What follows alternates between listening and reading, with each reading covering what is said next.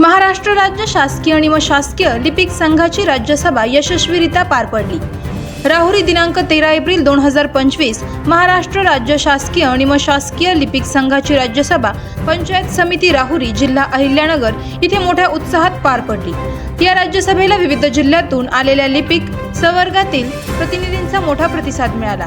या कार्यक्रमाचे प्रमुख पाहुणे म्हणून माननीय श्री सुनील मुंगसे, राज्य अध्यक्ष महाराष्ट्र राज्य शासकीय कर्मचारी संघ श्री राजेंद्र परदेशी, उपाध्यक्ष श्री रवींद्र पुरोहित, उपाध्यक्ष श्री जगदीश कुलकर्णी, सरचिटणीस श्री राधेश्याम कुलकर्णी, संघटक मंत्री श्री उदय भावठाणकर, पेन्शनर्स संघ भारतीय मतदार संघ श्री दिनेश पुसदकर, उपाध्यक्ष महाराष्ट्र राज्य शासकीय कर्मचारी संघ तसेच इतर मान्यवर कार्यकारिणी सदस्य उपस्थित होते। या प्रसंगी माननीय श्री बलराज मगर साहेब, अध्यक्ष व संस्थापक महाराष्ट्र राज्य कर्मचारी युनियन जिल्हा परिषद श्री सुभाषराव कराळे साहेब, विकास साळुंके साहेब, राज्य समन्वयक श्री अभय गट, अध्यक्ष अहमदनगर जिल्हा परिषद कर्मचारी माननीय श्री राजेंद्र मोरगे पाटील, कार्याध्यक्ष लिपिक वर्गीय संघटना महाराष्ट्र राज्य आणि श्री अशोकराव कदम, अध्यक्ष लिपिक वर्गीय कर्मचारी संघटना यांची उपस्थिती लक्षणीय होती।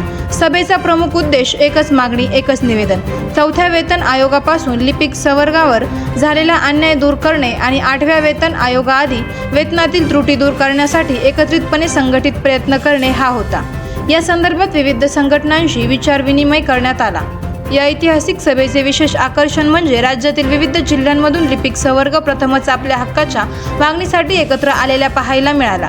लिपिकांच्या हितासाठी कार्य करणाऱ्या विविध संघटनांनीही या विनंतीला मान देत उपस्थिती दर्शवली आणि सामूहिक संघर्षाची भूमिका घेतली।